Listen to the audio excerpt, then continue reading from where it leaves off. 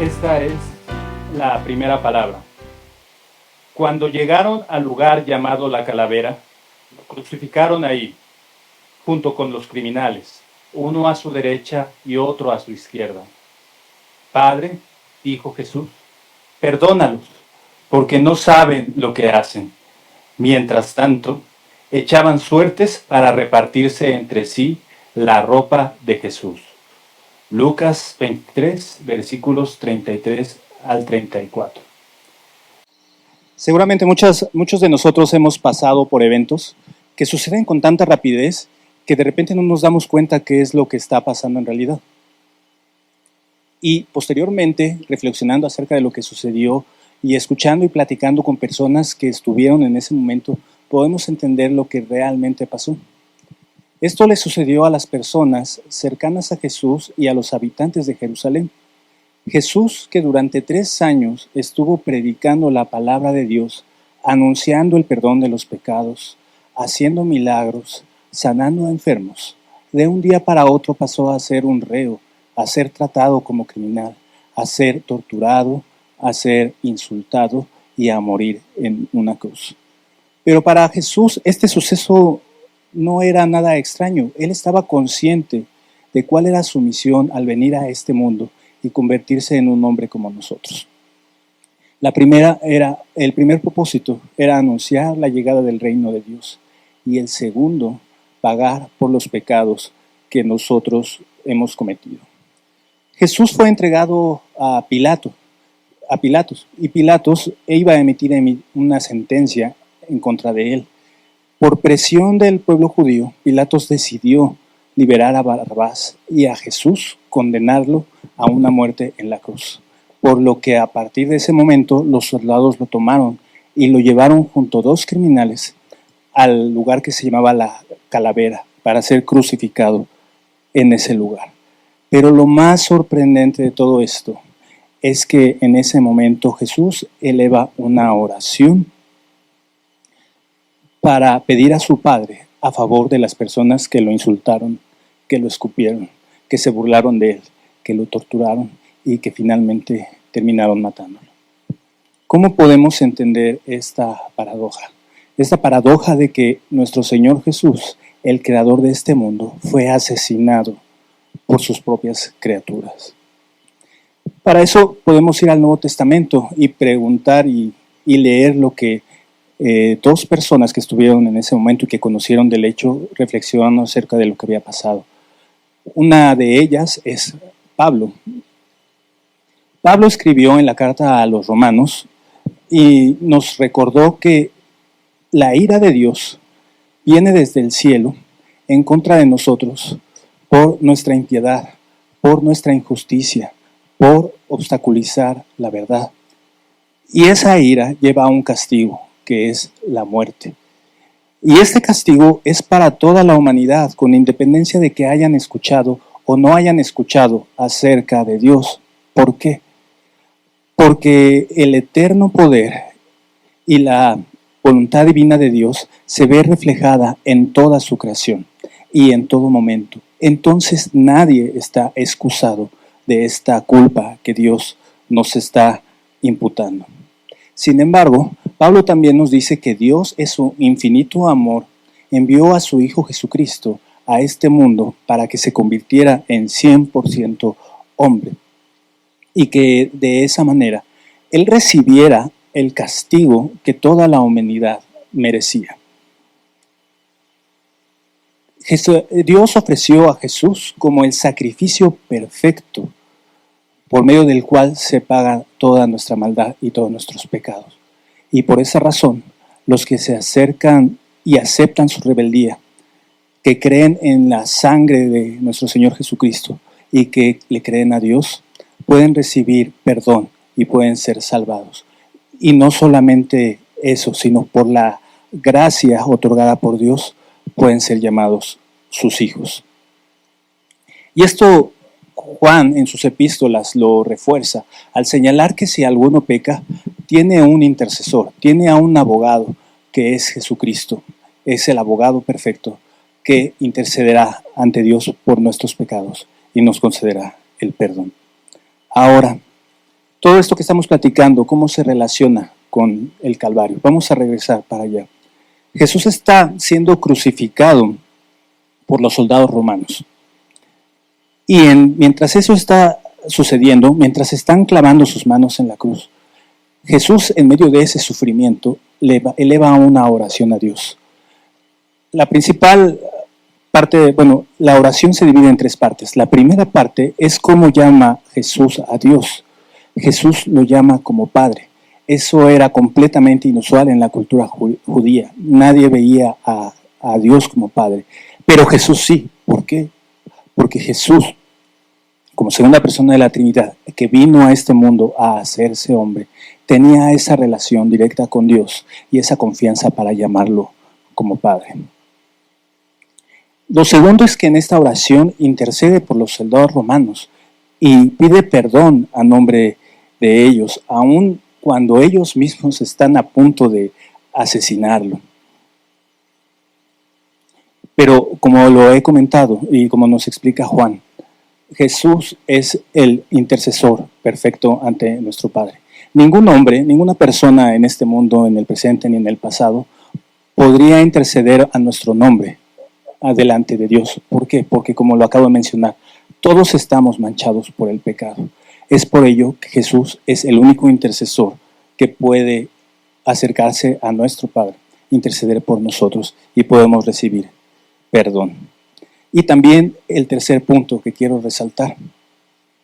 Jesús intercedió por personas que no mostraron arrepentimiento.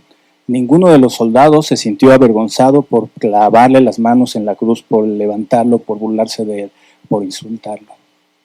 Esto es algo impresionante, pero no es la primera vez que Jesús lo hacía. Durante su ministerio, Dios le ofreció el perdón de pecados a un paralítico que lo llevaban sus amigos para que Jesús le permitiera volver a caminar. Y también lo hizo cuando platicó con una samaritana que debía de entender que todos sus problemas se reducían a la necesidad de reconciliarse con Dios. Y esta es una de las maravillas del sacrificio de Jesús. La Biblia nos enseña que es Dios quien sale a buscar al pecador, al rebelde, al hijo que no quiere hablar con su padre y a la persona que solamente busca a Dios por los beneficios que le puede dar y no ve a Dios como un Dios soberano y digno de gloria. Y finalmente, ¿cuál es el resultado de este perdón que Jesús nos ofrece a través de su sacrificio? El sacrificio, como ya lo he comentado, fue el sacrificio perfecto por medio del cual se pagó nuestra deuda con nuestro Padre Celestial. Y como resultado se nos otorga el perdón. Pero no solo eso, también somos revestidos con el vestido de Cristo y entonces no solamente somos perdonados y como que cada quien quedó con su deuda y camina por separado, sino que Dios nos adopta como si fuéramos Jesús. Ahora somos sus hijos y nosotros también podemos llamarlo como Padre.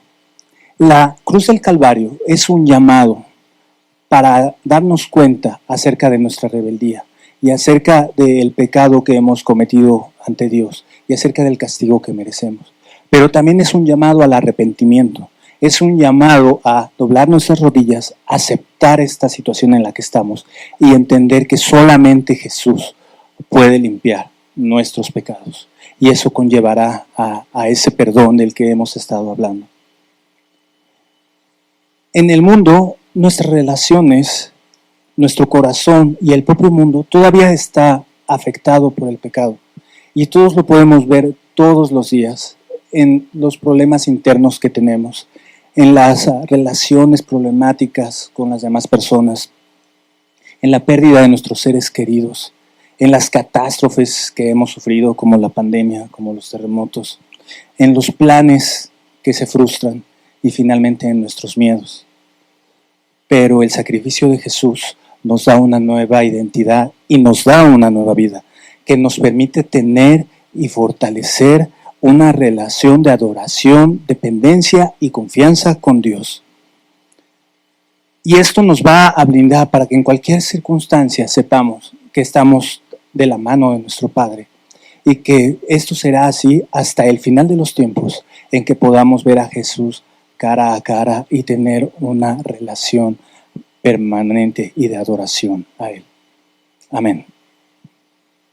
Ahora se encuentra en el libro de Lucas, versículo 43 del capítulo 23. Y dice de la siguiente manera: te aseguro que hoy estarás conmigo en el paraíso. Le contestó Jesús. Alguna vez, R.C. Sproul decía que la gran paradoja o ironía suprema de la fe cristiana es que somos salvos por Dios y de Dios. Somos salvos por Dios y de Dios. Es decir, muchas veces tenemos una idea de que el infierno o el castigo es un lugar donde está lleno de fuego y donde está el diablo en su trono y donde está con su tridente mientras se ríe y se burla de todos los malvados que están ahí sufriendo. Tenemos esa idea de ese castigo, ¿verdad? Pero la realidad es que esto no es así. Dios nos salva de Él mismo, nos salva de su justicia, de su ira, de su santa ira y perfecta. Nos salva de Él mismo. Y esa ira era la que tú y yo merecíamos, la que tú y yo merecíamos que fuera descargada en nosotros. Ahora tú dirás, y tú podrías preguntar, bueno, ¿qué tiene que ver esta segunda palabra de Jesús con la ira de Dios? Porque aquí se habla de paraíso, no de infierno, no de ira. Bueno, es más, ahí se habla completamente de este paraíso y no de este castigo eterno. Bueno, porque en esta segunda palabra no podemos entender esta segunda palabra si antes no entendemos que Cristo estaba cargando la ira santa del Dios Santo, su justicia eterna. Cristo estaba cargando sobre sí esa ira en su cuerpo. Piensa un momento, ¿qué hace de diferente la muerte de Jesús si a su lado dos hombres están sufriendo de la misma manera que él? ¿Cuál es la diferencia? Los tres tienen los mismos clavos, los tres están en el mismo lugar y también los tres están sufriendo y están desnudos igual que Cristo. ¿Cuál es la diferencia? Es verdad, todos comparten la misma muerte, pero ninguno está cargando con la poderosa justicia del Dios Santo. Solo Jesús, solo uno está cargando con esa santa justicia.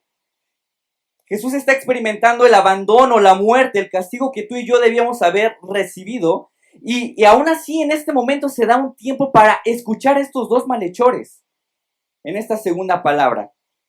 Jesús bien pudo ignorarlos, decir, yo me quiero concentrar en este momento que estoy redimiendo al mundo, pero se da el tiempo para escuchar a estos hombres. ¿Por qué? ¿Por qué Jesús tiene una conversación con este tipo de hombres? Los dos son asesinos, son personas que son criminales, rebeldes del Estado de Roma. Estas personas no son dignas de hablar con Cristo, pero nuestro Salvador muestra que se interesa por los pecadores aún en medio de esta agonía, aún en medio de esta ira santa que Él está cargando. Jesús escucha los insultos de uno de ellos. Y uno le dice, si en verdad eres el Hijo de Dios, bájate, bájanos también a nosotros. Eso es lo que hacen los verdaderos héroes, los verdaderos salvadores hacen eso, salvan, bájanos y bájate tú también. ¿Y qué es lo que hace Jesús? Él calla, no discute, no da explicación. Sin embargo, el otro malhechor, aún sin explicaciones, le dice a Jesús, Señor, acuérdate de mí. Antes le dice a este otro malhechor, ¿qué haces? ¿No estás entendiendo? ¿Qué es lo que estás haciendo? ¿No entiendes lo que está pasando? ¿No tienes temor de Dios? Él reconoce que Él es el Salvador, que Él es el Dios Santo y que Él está sufriendo, sí, está sufriendo, está pasando por un momento de suma humillación, está siendo masacrado, pero Él es el Dios de salvación. Y Él le dice con confianza a Jesús, acuérdate de mí. No le pide, bájame, o aligera este sufrimiento que estoy teniendo en esta cruz. No le dice eso, dice, acuérdate de mí, este miserable pecador, este malvado, este miserable que no merece ser digno de ti. Acuérdate. Piensa esto, un hombre indigno, asesino, rebelde, criminal del Estado pidiéndole a Dios que se acuerde de él. Jesús le dice, sí, y no solo me voy a acordar de ti, hoy mismo estarás en el paraíso conmigo. Piensa esto, el paraíso para la perspectiva judía era el lugar de los justos, el lugar del descanso de los justos. Y lo que le está diciendo Jesús es que tú eres justo. El criminal es justo. Pero ¿cómo un hombre injusto y asesino puede ir al paraíso con los justos? ¿Cómo es posible? Porque aunque este hombre murió en una cruz, solo Cristo podía cargar con los crímenes de su pecado. Solo Jesús podía cargar con esa ira que él tenía que haber recibido, y ahora él puede ser llamado justo. Sí, iglesia, Cristo se hizo injusto para que él fuera justo. El justo se hizo injusto para que el injusto fuera justo. El justo se hizo injusto para que el injusto fuera justo. Por eso Cristo dice con toda firmeza, hoy mismo estarás conmigo en el paraíso. Yo tomo tu crimen. Yo tomo tu castigo eterno y tú toma el reino. Tú toma el reino. Como dice Emil Brunner, la justificación significa el siguiente milagro, que Cristo ocupa nuestro lugar y nosotros el de Él. Que Cristo ocupa nuestro lugar y nosotros el de Él. Iglesia, el evangelio es este, que Cristo pasara el abandono más espeluznante para que tú pudieras vivir un paraíso en brazos del eterno Padre. En los brazos del Dios eterno. Tal vez vienes aquí cargando con un sufrimiento de años o con un pecado que piensas que es imperdonable delante de Dios. Pero esas cosas no son la medida de la justicia y el amor de Dios, sino su sacrificio en la cruz. Su medida está en lo que estuvo dispuesto a llevar en la cruz por ti. Y ese fue el peso de la ira de Dios, ese castigo. Ven en arrepentimiento y experimenta el paraíso eterno asegurado por Jesús. Amén. Buenas tardes, familia. Voy a compartir con ustedes la tercera palabra, la cual se encuentra en el Evangelio de Juan, capítulo 19, versículos 25 al 27. Permítanme leerles. Junto a la cruz de Jesús estaban su madre y la hermana de su madre, María la mujer de Cleofas, y María Magdalena. Y cuando Jesús vio a su madre y al discípulo a quien él amaba, que estaba allí cerca, dijo a su madre, «Mujer, he ahí a tu hijo». Después dijo al discípulo, «He ahí a tu madre». Desde aquella hora el discípulo la recibió en su propia casa. Hay por lo menos dos razones que son un enorme estímulo para nuestra fe y una asignación dada a nosotros, a la nueva familia a la que pertenecemos, vertidas en las palabras expresadas por nuestro Señor en la cruz para su madre y su discípulo amado. Y lo realmente importante que tenemos que ver es la naturaleza afectiva de nuestro Señor dichas en estas palabras. Son palabras tiernas, cariñosas, llenas de amor y bienestar para la persona que lo amó y lo cuidó en sus días terrenales. La primera razón es la voluntad de Jesús de cuidar de nosotros. Para nuestro Señor, la vida al lado de su madre fue una experiencia humana muy difícil de borrar. Todo ese cuidado que le dio, aún antes de nacer, toda la atención y el amor que derramó sobre él al ir creciendo, fueron muy importantes.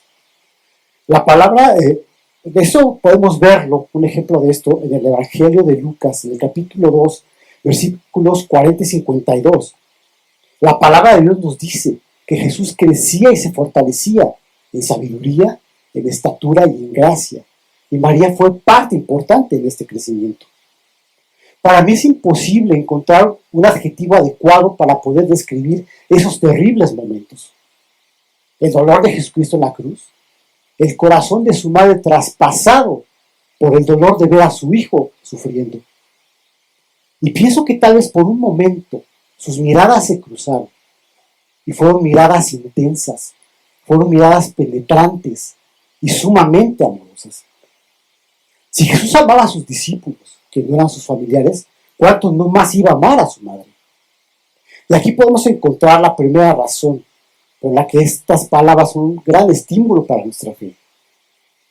Si nuestro Señor tenía tantas ganas de cuidar a su madre en el momento de más necesidad de ella, ¿cuánto más no quiere cuidar de nosotros y de aquellas personas que mantienen una relación íntima y permanente con Él? La segunda razón, la capacidad de Jesús de cuidar de nosotros. En esos momentos, nuestro Señor se olvida de su propio dolor y piensa en la seguridad, el futuro y la necesidad de su madre. Rompiendo el silencio del momento con una infinita ternura, dice a su madre: mujer, he ahí a tu hijo. Aunque él muriera, María no perdería un hijo. En Juan estaría recibiendo a otro. Y es en este momento, con este acto de honra, que Jesucristo muestra la victoria de su amor por sobre el dolor. Después se dirige a su discípulo amado y le dice: he ahí a tu madre. Y al decir esto, en Juan está extendiendo, que es el único discípulo presente, un consuelo para María. Para Juan, el hacerse cargo de la madre de su Salvador es una comisión bendita y una preciosa herencia.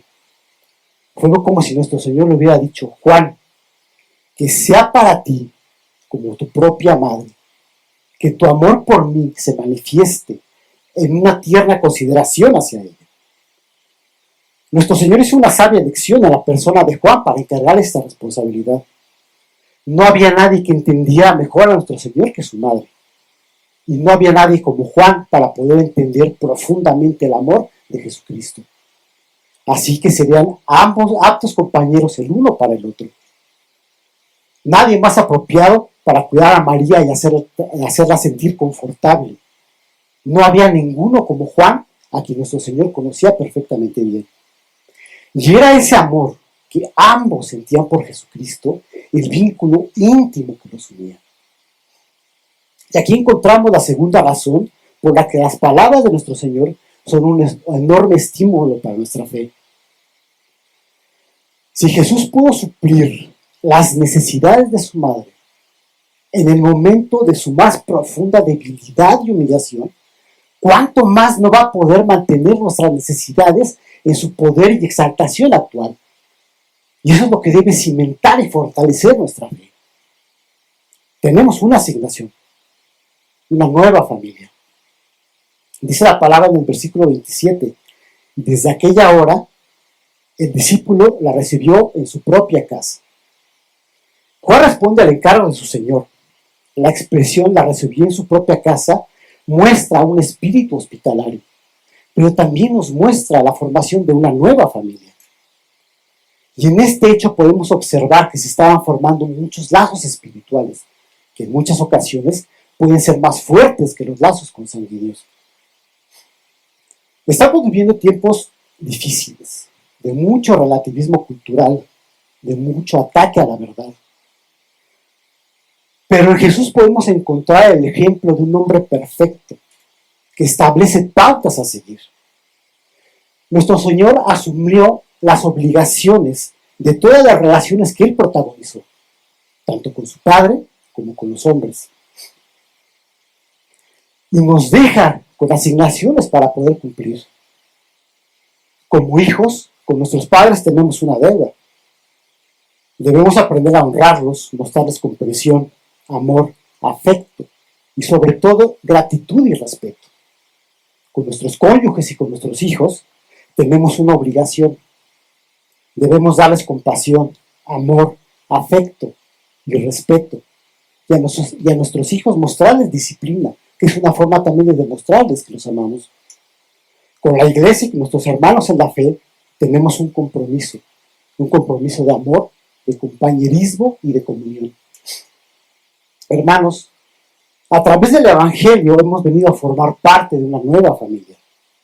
Seamos esa persona que es un compañero en tiempos difíciles, alguien que sostenga en los momentos de necesidad, alguien que comparta una pérdida, pero también muy importante, alguien que se pueda gozar en las horas y en los momentos buenos. No estamos solos, ni siquiera en las horas más difíciles.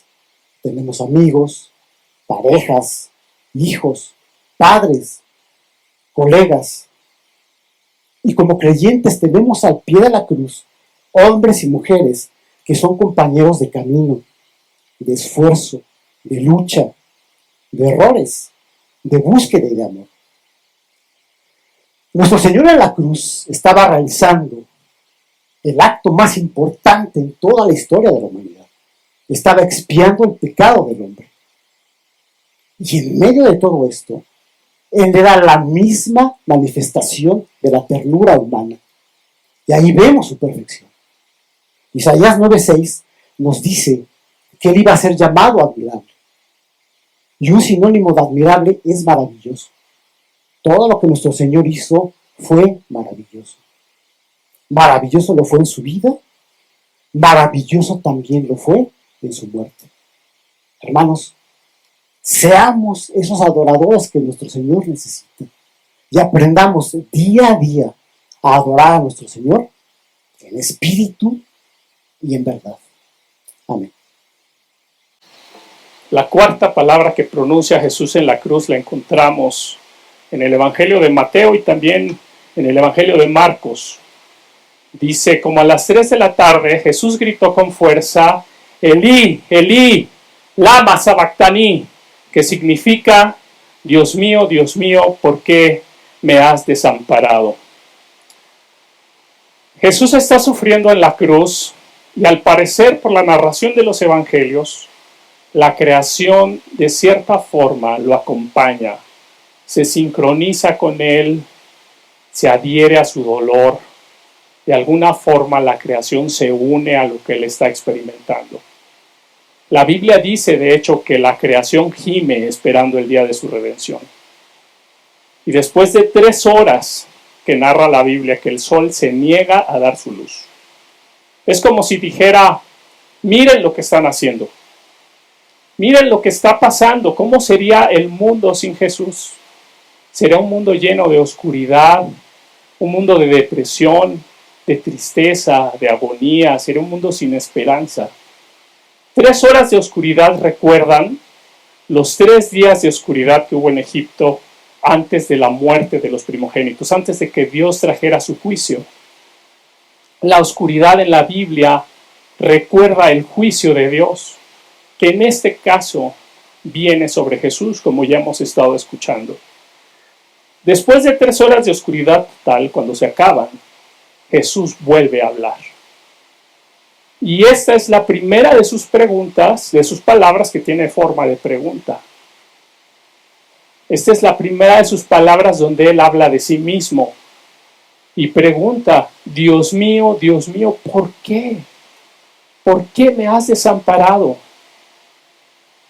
Y otras veces hemos escuchado en los evangelios que Dios contesta, hay una voz del cielo, o hay una señal, o hay algo que dice, ¿no? Hemos escuchado. Pero esta vez no hay nada, no hay una respuesta. Los evangelios no narran que se haya escuchado nada. Lo que sí tenemos es una respuesta de la gente que está al pie de la cruz, de los soldados que lo están castigando. Y dicen, está llamando a Elías. Llama a Elías. Vamos a ver si viene Elías a salvarlo. Es interesante que aún los romanos supieran quién era Elías. La vida de Elías la podemos encontrar en el libro de los Reyes, en la Biblia, en el primer libro de los Reyes, podemos encontrar ahí la narración de quién fue Elías, que fue un profeta que profetiza, que está en la región del norte, en las tribus del norte, profetizando en el reinado de Acaz y Ocosías, y que realiza muchos milagros. Elías, cuando hay una sequía en su tierra, Dios lo manda a una región lejana, a un arroyo, y Dios lo alimenta a través de cuervos, le manda pan y carne a través de los cuervos. En otra ocasión que hay hambre, también lo manda a vivir lejos, a casa de una viuda que tiene un hijo que tiene muy poco alimento para comer. De hecho, Jesús enseña sobre esto. Y Elías va ahí y Dios hace un milagro, multiplica la harina que tiene esta mujer y nunca falta, lo alimenta a él, alimenta a su hijo. Un tiempo después el hijo muere y Elías resucita a ese niño. Elías se enfrenta con cientos de profetas de Acab, en su tiempo era un dios, y él era el único profeta por Jehová. Se enfrenta con ellos, seguro ustedes se acuerdan de la historia, y termina bajando fuego del cielo de tal manera que consume la ofrenda que Elías había puesto para Dios. La Biblia narra que Elías no muere, sino que es separado por una carroza de fuego, con caballos de fuego, y es llevado al cielo en un torbellino. Confundieron a Jesús con Elías antes. Al principio de su ministerio, cuando pregunta ¿quién soy yo?, le dicen que lo confunden con Elías, de hecho, porque Elías había sido un hombre poderoso. En lo que llamamos la transfiguración, está Moisés y Elías con Jesús dándole ánimos. Y aquí la ironía de esta situación es que los soldados están esperando que venga alguien poderoso a bajar a Jesús de la cruz, sin darse cuenta que el verdadero poderoso estaba delante de ellos, que el verdadero poder estaba ahí, que él tenía el poder para bajarse de la cruz por sí mismo. Esa es la ironía de esta situación. Y de hecho, ellos no van a tardarse mucho tiempo en darse cuenta, no se tardan mucho en darse cuenta quién era el que estaba en la cruz. Porque la creación vuelve a responder. Hay un tremendo terremoto, que nosotros sabemos muy bien qué es eso, pero es muy grande, se parten las rocas. Y entonces dicen, oye, verdaderamente este era el Hijo de Dios. Lo único que se equivocan es en el tiempo verbal. No era, sino es el Hijo de Dios. Pero ellos sí reconocen que era el Hijo de Dios. Desamparado Jesús en la cruz pregunta, ¿por qué? ¿Por qué? Normalmente las preguntas en la Biblia son preguntas para que las conteste el oyente. Desde el principio en el Génesis Dios hace una pregunta. ¿Dónde estás?, le pregunta a Adán y a Eva. Cuando ellos habían pecado, cuando ellos habían decidido llevar y vivir su vida independiente de Dios, a su manera, de su forma, sin tener nada que ver con Dios, lo primero que experimentan es un sentimiento horrible que nunca habían experimentado antes. Sienten un sentimiento de vergüenza y se esconden. Y Dios viene al jardín y les pregunta, ¿dónde estás? ¿Creen que Dios no sabía dónde estaba Adán y Eva? Él había hecho el jardín, él había hecho todo el mundo, por supuesto que sabía dónde estaban. Pero la pregunta era para que ellos pudieran también reflexionar y responder. En este caso, Jesús está haciendo una pregunta y es una pregunta que él hace. ¿Por qué? Y es una pregunta que hace hacia Dios el Padre. Jesús está cargando en la cruz la ira justa de Dios por tu pecado y por el mío. Está puesto en medio de la ira de Dios y nosotros. Está soportando y recibiendo el castigo que tú merecías. Tomó tu culpa se la echó encima y subió a la cruz para pagarla. Puso su vida para pagar por nuestra maldad, por nuestro pecado. Tomó nuestra deuda, nuestra culpa, tomó nuestras enfermedades, nuestros vicios, nuestra maldad, nuestro egoísmo, nuestro pecado y subió a la cruz para pagarlo. Está desamparado por ti. De hecho, está desamparado por ti. Está desamparado porque te ama. Siente ese sentimiento de desamparo porque te ama. Escúchalo bien. Jesús está desamparado porque te ama. Él pone su vida de forma voluntaria para pagar por nosotros. Por lo que hizo en esa cruz y porque la venció y porque venció la muerte, como acabamos de cantar, es que tenemos la oportunidad de realmente vivir. No solo los años que Dios nos vaya a dar en esta tierra, sino vivir para siempre en su presencia, donde nunca más vamos a experimentar ese sentimiento que sintieron Adán y Eva, de vergüenza, de ningún otro sentimiento horrible de los que normalmente nos abordan. A reflexionar en esta palabra de Jesús, ¿qué es lo que tú estás escuchando? ¿Estás como esos hombres al pie de la cruz, confundido y escuchando otra cosa que no es lo que Jesús dijo? ¿O estás escuchando su palabra de desamparo porque te ama?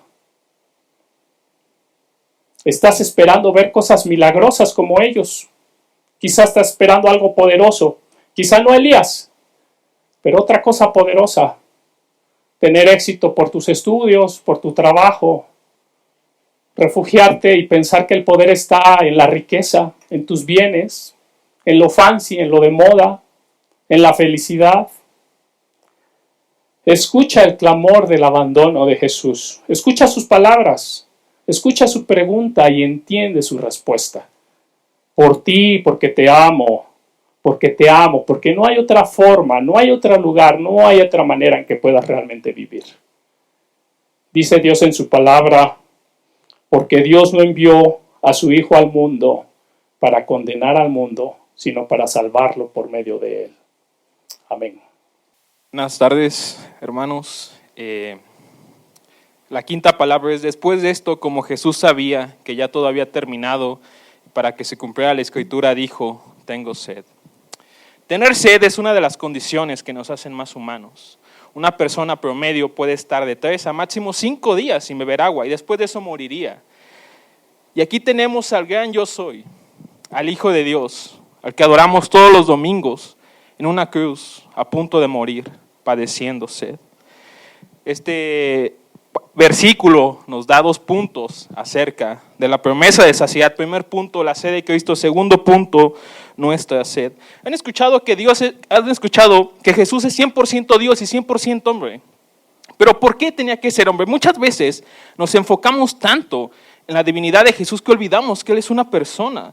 Muchas veces olvidamos que Él fue tentado, que padeció hambre, que fue como nosotros en cada aspecto. Nació de la Virgen María, experimentó toda la gama de emociones humanas, desde risa y felicidad hasta llanto y tristeza. El Dios verdadero se hizo verdaderamente humano y lo hizo porque estábamos muertos en pecado. Pablo en Romanos escribe lo siguiente: si por la transgresión de un solo hombre murieron todos, ¿cuánto más el don que vino por la gracia de un solo hombre, Jesucristo, abundó para todos? Así como por una persona vino el pecado, era necesario que por una persona se removiera, pero no cualquier persona, no una como tú y como yo, sino una persona perfecta en cada aspecto, santo, tentado en todo, pero sin pecado. En Semana Santa, muchas veces fijamos nuestra vista en la muerte de Cristo, pero es igualmente importante su vida, porque a través de ella vemos cómo Jesús, siendo hombre, no falló al Padre, permaneció fiel. Donde tú y yo cedimos, Él permaneció fiel. Donde tú y yo fuimos infieles y preferimos el pecado y la creación antes que a Dios mismo, Él permaneció fiel en cada momento, incluso a punto de morir, Él sigue permaneciendo fiel. Ayer vimos cómo Fer nos predicaba, ¿no?, acerca de que Jesús le pidió al Padre: quita esta copa de mí, que no pase. Y sin embargo Él dijo: no se haga mi voluntad, sino la tuya. ¿Cuántas veces decimos eso? Señor, no se haga mi voluntad sino la tuya. Tú puedes acercarte hoy a Jesús sabiendo que Él comprenderá lo que vives, porque Él padeció exactamente lo mismo que tú. Al igual que tú, Él está sufriendo, al igual que tú, Él ha llorado, al igual que tú has padecido sed, Él también ha padecido sed. Jesús en su humanidad es igual a ti, pero sin pecado. Donde nosotros fallamos, Él permaneció fiel. En Jesús no verás un Dios alejado de su creación. No verás a un Dios diciéndote, échale ganas, al rato regreso. No, verás a un Dios inmerso en ella. Verás a un Dios que la amó tanto, que la rescató cuando no valía nada. El Hijo de Dios se hizo hombre para que los hombres fuéramos hechos hijos de Dios. La escritura a la que hace referencia a Jesús la encontramos en el Salmo 69, 21 y dice, en mi sed me dieron a beber vinagre. Y esto nos dice dos cosas. Primero, que toda la escritura apunta a Jesús, apunta a este momento en la cruz, apunta a un Jesús redentor. Y la segunda es que cada parte de la escritura la cumplió Jesús. Cada parte de lo demandado por Dios lo ha cumplido Jesús. Jesús está a punto de morir, sediento, padeciendo el dolor más insoportable. Y no me refiero solo al dolor físico, sino al dolor espiritual de una separación del Padre. Cargando sobre él la maldad de la humanidad, cargando sobre él tus fallas, tus pecados, tus faltas, tus tropiezos, para que tú seas libre, para que tú seas amado o amada y seas redimido, para que tú puedas experimentar el gozo infinito de saber que tienes al Dios que es, que fue y que será, diciéndote, tú eres mi hijo muy amado y me das gran gozo. Tú eres mi hijo amado y me das gran gozo. ¿Te das cuenta de esto? Que Dios te diga, el Dios de todo el universo te diga, tú me das gozo, a pesar de cómo eres, porque yo te voy a limpiar, tú me das gozo. Así como Jesús está sediento en la cruz, nosotros también tenemos una sed, una necesidad. Y la pregunta es, ¿cuál es nuestra sed? Si recuerdan, una persona moriría eventualmente si no bebe agua. Y así como morirían sin agua, nosotros también estamos muertos espiritualmente. Necesitamos que nos den agua, necesitamos ser saciados, necesitamos que nuestro corazón haya reposo, haya descanso. ¿Han escuchado la historia de la mujer samaritana? Está en Juan capítulo 4, voy a leer solo los versículos 13 y 14. Todo el que beba de esta agua volverá a tener sed, respondió Jesús. Pero el que beba del agua que yo le daré no volverá a tener sed jamás, sino que dentro de él esa agua se convertirá en un manantial del que brotará vida eterna. La promesa de Jesús es que Él te saciará. La promesa de Jesús es que Él va a estar contigo y no volverás a tener sed nunca más. No tendrás que buscar saciedad en otra fuente, no tendrás que buscar saciedad en algún otro lugar. Él te saciará total y completamente. Y el problema en esto es, ¿dónde encuentras tu saciedad hoy? ¿Dónde encuentras esa fuente? ¿En tu familia? ¿Tus amigos? ¿La universidad? ¿Tu trabajo? Todas estas cosas son buenas, no me malinterpretes. Todas estas cosas son buenas. El problema es cuando ponemos estas cosas, que es creación, por encima, y a Jesús lo delegamos a un segundo lugar en nuestras vidas. C.S. Lewis escribe lo siguiente: las cosas terrenales no llenarán un corazón que fue hecho para el cielo. Tú fuiste diseñada para estar con Él, para gozarte eternamente con Él. Tú fuiste diseñado para que Dios sea tu fuente de agua viva. ¿Cómo vivimos esta verdad? ¿Cómo hacemos esta verdad bíblica? La hacemos nuestra al vivir total y radicalmente para Cristo. Al depender en cada día de nuestras vidas de Él. Vivimos esta verdad al perdonar a los demás. Vivimos esta verdad al amar. Vivimos esta verdad al no ceder, al permanecer fieles a Cristo. No sé dónde encuentres tu valor hoy. No sé dónde tengas tú tu fuente. No sé dónde la tengas. Pero estoy seguro de que si vienes hoy ante Dios y le dices, quiero de esa agua, Él te dará de esa agua. Y nunca más volverás a tener sed. En la cruz encontramos al Cordero que sufrió sed para que nosotros fuéramos saciados. Existen tres realidades sobre los cristianos, los hijos de Dios. Primera, es que somos totalmente pecadores, no pongas excusa, somos pecadores. La segunda es que somos amados, somos totalmente amados. Y la tercera es que somos totalmente perdonados. Familia, Cordero, alégrense, porque Dios se complace en ustedes, porque Dios dice, tú eres mi hijo amado y me das gran gozo. Contemplen al Cordero que fue inmolado. Contemplen al Cordero que está sufriendo y que está pagando por sus pecados. Pero sobre todo glorifiquen al Dios Trino, que los ama más que nada en este mundo. John Piper escribe lo siguiente: abre tu corazón para recibir el mejor regalo inimaginable. Jesús se ha dado a sí mismo por ti, muriendo y sirviéndote para estar contigo por toda la eternidad.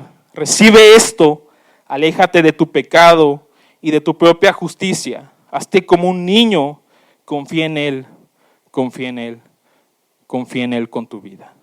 Amén. Buenas tardes, hermanos. Dios los bendiga. Se me ha dado el privilegio de dar la sexta palabra, y esta es la sexta palabra, la cual dice: al probar Jesús el vinagre, dijo, todo se ha cumplido. Luego inclinó la cabeza y entregó el espíritu.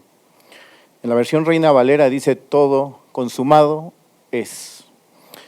Respecto a esta palabra, Charles Spurgeon comenta lo siguiente: esta palabra es un océano de significado en una gota de lenguaje. Esto debido a sus enormes implicaciones. Esta palabra de consumado es algo que tiene que ver directamente con nosotros como cristianos. Como creyentes estamos involucrados directamente con esta palabra. Y quiero que rápidamente veamos tres implicaciones que conllevan esta palabra consumado es. La primera tiene que ver con nuestra relación con Dios. Hablando teológicamente, esta palabra de consumado viene del griego tetelestai, que significa o tiene el significado de algo que fue pagado. Tu salvación y mi salvación tuvo un costo, no fue gratis. Nuestro Señor Jesucristo tuvo que pagar con su vida para que nosotros pudiéramos acceder a nuestro Padre Celestial. Ahora, ¿qué fue lo que Cristo pagó? En muchos círculos se menciona que el pago que Cristo hizo fue a Satanás, pero no, ya lo escuchamos que no fue así. Fue a las demandas de la justicia divina, a la infinita justicia de Dios, a la infinita santidad de Dios y esa infinita ira que estaba sobre nosotros. Nosotros, por haber pecado, afrentamos a un Dios infinitamente santo. Un solo pecado contra Él representa una gran afrenta delante de Él y se requiere de un pago. ¿Cómo tenía que ser el pago que se le diera a un Dios infinito? ¿Cómo tenía que ser ese pago? Tenía que ser igualmente infinito. ¿Y dónde se podía encontrar alguien con el valor de tener ese valor infinito? Aún el hombre, hermano, déjame decirte que aún el hombre, en su estado de perfección, él no podía y no contaba con un valor infinito, como el de la justicia infinita del Padre, como la santidad infinita del Padre. Se requería un pago infinito. ¿Y qué fue lo que Dios hizo? Se encarnó. Se hizo el Dios hombre, nuestro Señor Jesucristo, la segunda persona de la Trinidad. No sé si tú has leído Apocalipsis, pero en el capítulo 5 se describe una visión que tiene Juan, en el cual existe un ángel que está pregonando y diciendo, ¿quién será digno de desatar los sellos y de cumplir todas las cosas que están escritos en ellos?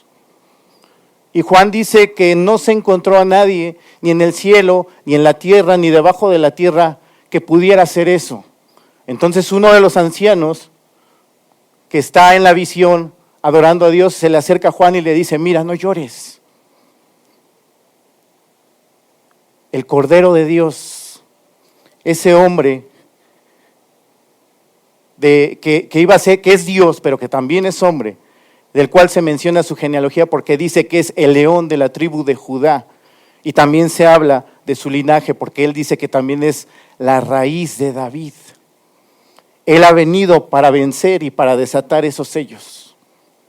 Él es el único que cuenta con ese valor infinito para poder pagar esa justicia infinita. Nadie más se encontró en el cielo ni en la tierra, solamente Él. Ese carácter perfecto el cual tenía que ser satisfecho, el carácter de Dios Padre, solamente se encontraba en su Hijo Jesucristo. Dice Romanos 3, 21 al 26, que para que Él sea el justo y el que justifica a los que son de la fe en Jesucristo. Es solamente Él. En este sentido, consumado es un grito de victoria en donde se cumplen todas las demandas de la ley de Dios, pero también del carácter perfecto de Dios. Él posee un carácter perfecto, el pago tenía que ser un pago perfecto. Y todas las exigencias del carácter de Dios se cumplen en el Dios encarnado. Tenía que ser Dios, perfecto, infinito, y tenía que ser hombre para poder salvar a los hombres.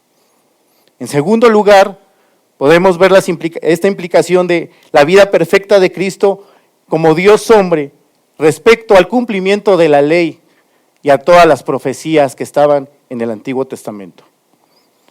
Cuando los dos discípulos van en camino a Emaús, se les aparece Jesús y les reclama acerca de su incredulidad. Y les dice, ¿qué no sabían que se tenía que cumplir todo aquello que estaba escrito de mí en la ley, en los salmos y en los profetas? Todo esto se tenía que cumplir en la persona de nuestro Señor Jesucristo, el Mesías. Todo lo que estaba escrito del Mesías se le tenía que dar cumplimiento. En Colosenses capítulo 1, versos 15 y 16, se menciona que todo cuanto existe, absolutamente todo, es hecho en Él, por Él y para Él. Todo tiene que ver con nuestro Señor Jesucristo. La historia de la humanidad, desde su inicio, tiene que ver con darle la gloria a Dios. Tu vida y mi vida tiene que ver con darle la gloria a Dios. Absolutamente todo. No hay nada en este rincón en cada rincón de este planeta y en el cosmos que no sea para darle gloria a nuestro Señor. En ese sentido se puede ver muy palpablemente en las Escrituras cómo se cumplió acerca de las figuras, de las ceremonias, de las historias de cada personaje que apuntaba directamente a nuestro Señor Jesucristo. Dan Stevers comenta algo y quiero que hagas un ejercicio ahorita. Voy a leer textual lo que él dice, pero quiero que hagas un ejercicio en tu mente.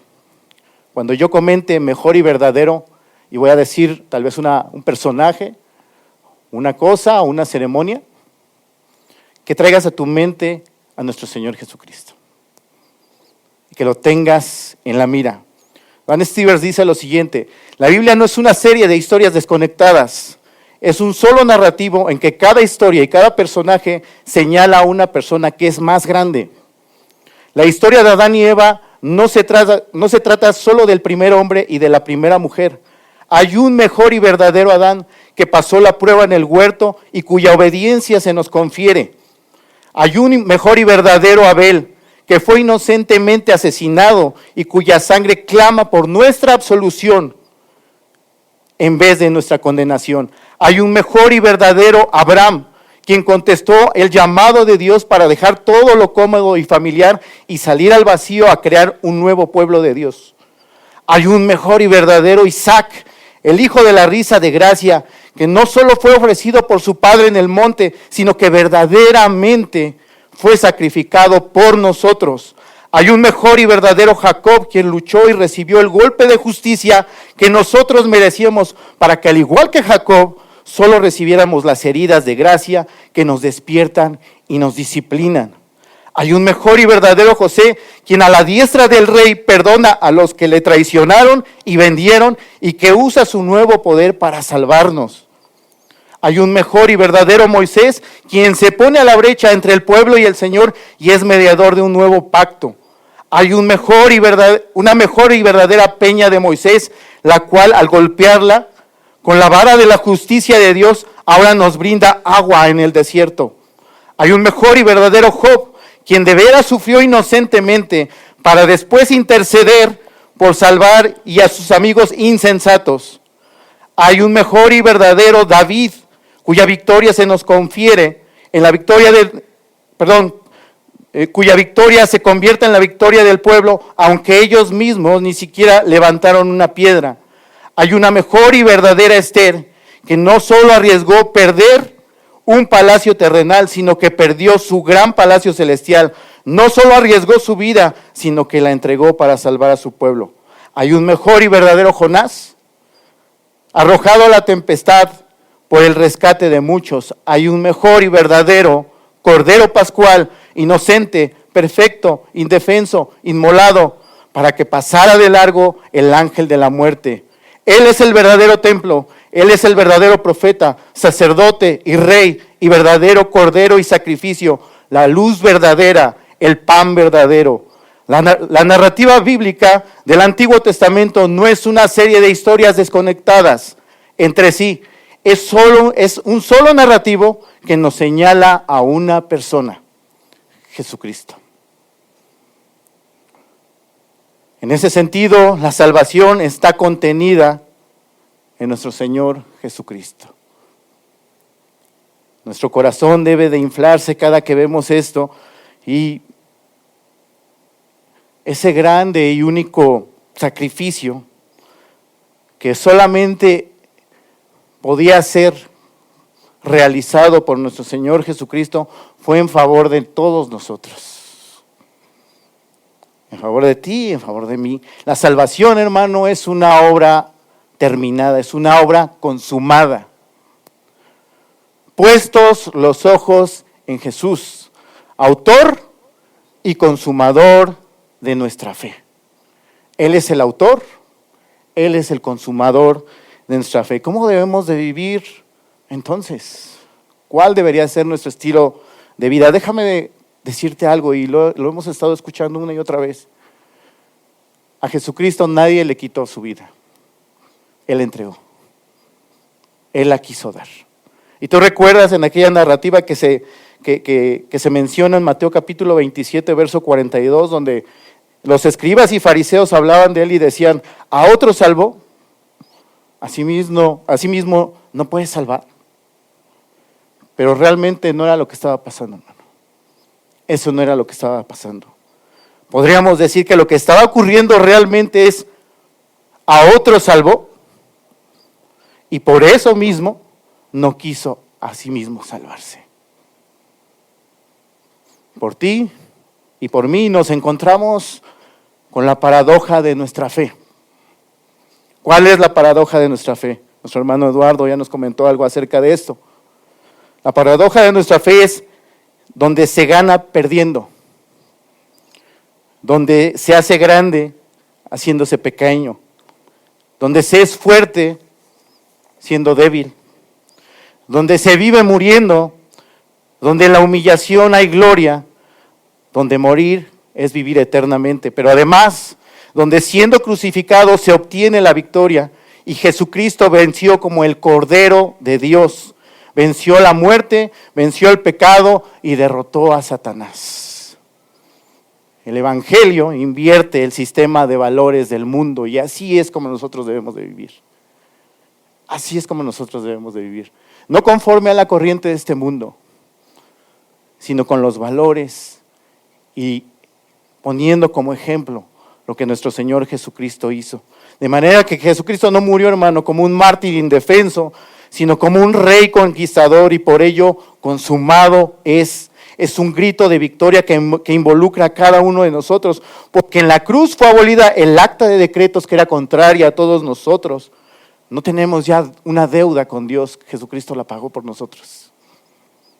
¿Cómo te sentirías si tus cuentas en el banco de repente fueran pagadas por un desconocido? ¿Qué te daría eso? Dirías: no, déjame pagar mi deuda. ¿Harías eso? ¿O vivirías eternamente agradecido? Cuando te encontraras con esta persona, ¿qué le dirías? ¿Qué le dirías? ¿Serías indiferente para con esa persona? No creo. Y así es la manera en la que nosotros tenemos que vivir con nuestro Señor. Nosotros teníamos esa deuda, hermano, y la ley nos condenaba. Pero en Cristo, escucha esto, hermano, yo de verdad, de corazón te digo, lee la carta a los Efesios y ve cuántas veces en los primeros 2 capítulos se menciona en Cristo, o hace referencia a ello. Porque solamente es por eso que podemos ser tú y yo bendecidos. ¿Tú recuerdas el capítulo 28 de Deuteronomio? Donde se menciona una serie de bendiciones y de maldiciones. Dice que si no escucharas atentamente la voz del Señor y no pusieres en práctica o en obra todos los mandamientos que el Señor tu Dios te prescribe, maldito serás en tu salir, maldito serás en tu entrar, maldito el fruto de tu vientre. Maldito, maldito, maldito. Pero en los primeros versículos se menciona las bendiciones. Pero si tú pusieres por obra, bendito serás en tu salir, bendito serás en tu entrar. Pero ¿sabes qué, hermano? Todos nosotros estábamos bajo maldición. Todos merecíamos ser maldecidos por Dios, todos. Pero hubo como dice ese hermoso canto, hubo un glorioso intercambio, donde Jesucristo tomó la maldición por nosotros y ahora por Él nosotros podemos ser bendecidos. Por Él nosotros podemos ser bendecidos. Para concluir, hermano, cuando tú estés delante del trono de Dios y te llamen, pon tu nombre ahí, que me llamen Rodolfo, pasa. Abran los libros. Rodolfo, una vida perfecta. Jamás cometió ningún pecado, nunca hubo engaño en su boca, nunca hubo un pensamiento malo, de lujuria, de lascivia, nunca hubo una mentira en sus labios. Amó a todos perfectamente, perdonó a todos perfectamente, los amó a todos perfectamente. Pero ¿sabes una cosa, hermano? No es que me estén describiendo a mí, están describiendo al Cordero perfecto, porque eso es lo que va a pasar ese día. Porque su justicia se nos acredita a nosotros, se nos imputa a nosotros. Porque ya en la cruz del Calvario, en esa frase consumado es, toda la ira de Dios que tú y yo merecíamos, fue satisfecha ahí. Ahí fue satisfecha. Toda la fe, el gozo, la esperanza, la confianza y el consuelo del creyente está envuelto en una sola persona, en Jesucristo, y en una sola palabra: consumado es. Debemos de vivir entonces en una vida de amor y de pasión por nuestro Dios, en obediencia a Él, sirviéndolo a Él y sirviéndonos unos a otros. Déjame decirte algo. ¿Anhelas las cosas de este mundo, hermano? En Cristo tienes una ciudad celestial. ¿Quieres reconocimiento del mundo? En Cristo tienes un Padre que te conoce y te ama. ¿Pretendes trascender en este mundo? En Cristo tienes la eternidad asegurada. ¿Quieres riquezas de este mundo? En Cristo tienes riquezas infinitas que no se corrompen. ¿Buscas aceptación? ¿Seguridad? ¿Amor incondicional? ¿Una paz perfecta y eterna? Déjame decirte algo, en Cristo ya lo tienes. En Cristo ya lo tienes. No es que tal vez lo tendrás. En Cristo ya es un hecho, porque consumado es. Esta es la sexta palabra. La séptima palabra. Entonces, Jesús exclamó con fuerza: Padre, en tus manos encomiendo mi espíritu. Y expiró. Decimos que creemos en Cristo, pero la próxima vez que te encuentres en una prueba o que estés pasando por una situación difícil, cuando alguien en tu familia tiene un accidente, cuando tus amigos te rechazan o te exhiben, cuando de repente de tu trabajo te corren inesperadamente, cuando en tu casa nadie te hace caso, cuando tus padres no te entienden, cuando eres rechazado porque querías entrar a la universidad y no pudiste, o cuando te encuentras en una prueba difícil y no sabes qué hacer. En esos momentos, la palabra que sale de tu boca o el primer pensamiento que pasa por tu mente da a notar lo que crees, en dónde está puesta tu fe. Joni Eareckson Tada es una mujer de 74 años de edad. Ella vive en Baltimore. Ella nació en una familia cristiana, vivía en un rancho. A ella le gustaba mucho hacer ejercicio y a su familia también. Todos los días salía, cabalgaba en caballo, corría, se iba a nadar al lago y hacía muchas actividades. Era una chica muy dinámica. A los 17 años de edad, Joni, junto con unos amigos, se van en una balsa. Y Joni se avienta un clavado, pero no se fijó que el lugar donde se aventó era muy bajo y cayó pronto al suelo y se rompió el cuello. No salía, sus amigos fueron por ella y la llevaron al hospital. Y en el hospital la recibieron los doctores en urgencia y de repente los doctores salieron a hablar con los papás y le dijeron a los papás: Joni no va a poder usar sus piernas ni sus manos. Había quedado parapléjica o cuadrapléjica. Joni pasó varios meses en terapia intensiva y después la llevaron a su habitación. Y allí en su habitación recibía las visitas de varios amigos. Una vez un amigo llevaba una guitarra y Joni le dijo: dame la guitarra, ponla en mi pecho. Y su amigo fue y se la puso en su pecho y le puso las manos alrededor de la guitarra. En su cerebro de Joni decía: tú puedes tocar la guitarra, pero en ese momento Joni se dio cuenta que no podía. Imagínense la situación, cómo se sentía ella. Después, un día después, a las 2 de la mañana, se despierta en la noche llorando profundamente. De esas veces en que lloras y hasta la nariz te escurre. Pero ella no podía limpiarse, se sentía sucia. Y no podía pedir ayuda tampoco porque estaba sola ahí.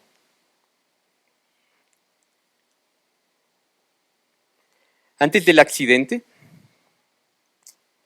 ella estaba a punto de ingresar a la universidad. Y Joni hizo una oración a Dios y le dijo: Señor, sé que en la universidad va a haber muchas tentaciones. Y yo quiero conocerte, quiero saber de ti, quiero vivirte. Ayúdame a saber que eres real. Ayúdame a poder pasar la universidad sin tener que pasar por esas tentaciones, pero ayúdame a saber que eres real. A las pocas semanas le ocurre este accidente a Joni. Vamos a orar. Señor, ayúdanos a confiar y esperar en ti. Ayúdanos a saber que tú estás con nosotros todo el tiempo y que podamos vivir con gozo en nuestro corazón y dándote la gloria a ti. En el nombre de Cristo. Amén. Ustedes saben la historia del rey David y saben que él se enfrentó a muchas batallas y que él vencía no a miles, vencía a 10,000, ¿sí? Y David fue un gran guerrero, pero David vivía asediado. Y había dos personas en particular que le preocupaban mucho a David. Y una era el rey Saúl, ¿sí? Él estimaba al rey Saúl y él veía al rey Saúl como una persona que él tenía que cuidar. Primera, porque sabía que Dios lo había puesto como rey. Pero Saúl lo perseguía. Saúl buscaba matarlo. Y el segundo era Absalón, su hijo. ¿Quién espera que un hijo esté buscando matar a su padre? Pues Absalón eso quería hacer para tener el trono de Israel. David se encontraba en estas situaciones, pero David escribe el Salmo 31. Y en el Salmo 31 le dice a Dios: en ti, Señor, busco refugio. Jamás permitas que me avergüencen. En tu justicia, líbrame. Inclina a mí tu oído, Dios, porque tú eres mi roca. Tú eres la fortaleza de mi salvación. Guíame porque tú eres mi roca y mi fortaleza. Dirígeme porque en ti está mi esperanza. Líbrame de la trampa que me han tendido, porque tú eres mi refugio, Señor. En tus manos encomiendo mi espíritu. Son palabras de confianza. Sabía David que Dios era su roca, sabía que Él era su fortaleza, sabía que de Él dependía y podía depender porque Él estaba ahí todo el tiempo, siempre. Pero David no fue así siempre. David tuvo temor muchas veces. Y David también en el Salmo 22 escribió: Dios mío, ¿por qué me has abandonado? Dios mío, clamo de día y no me respondes. Clamo de noche y no hallo reposo. David se sentía abandonado muchas veces. ¿A ustedes les ha pasado que hay noches que no pueden dormir, que están preocupados, que sienten angustia o hay algo que no los deja estar en paz y se ponen a orar y hablan con Dios, leen la Biblia y no pueden dormir? Imagínense a David. Regresando con Johnny. Johnny luchó con la depresión muchísimas veces. Luchó con el sentimiento de querer morirse. Pero eventualmente su fe en Dios fue siendo restaurada. Poco a poco, Johnny regresó a leer la Biblia y a orar y a confiar en Dios. Ella aprendió a pintar con la boca, aprendió a escribir con los pies. Y eso le ayudó a compartir el evangelio con otras personas que tenían capacidades diferentes. Johnny fundó una organización que se llama Johnny and Friends y se encargan de dar soporte y ayuda a personas con capacidades diferentes. Hay 5 frases que a mí me llamaron mucho la atención referentes a la vida de Johnny. Y dice: Dios permite que el sufrimiento profundice en tu fe y que refine tu carácter. El sufrir no es un asunto de buenas razones bíblicas, de por qué Dios lo permite o por qué no lo permite. El sufrir es un asunto de entender por qué Cristo sufrió. Me gusta estar en silla de ruedas, conociéndolo a Él, en lugar de estar de pie afuera sin conocerle. Mi parálisis, un par de batallas con cáncer en etapa 3, hipertensión pulmonar, se trata de conocer mejor a Cristo. Cada vez que creo que voy a entrar en depresión, no quiero eso y tengo que ir al Calvario cada mañana para encontrar a Jesús y ver que Él es mi sostén. Hay un himno que a Johnny le gusta cantar y dice: siento que soy propensa a divagar, Señor, propensa a olvidar al Dios que amo. Aquí está mi corazón. ¿Cuántos de nosotros no hemos sentido eso? A veces nos olvidamos de Dios porque creemos que podemos hacer las cosas solos o porque creemos que ni Él puede ayudarnos.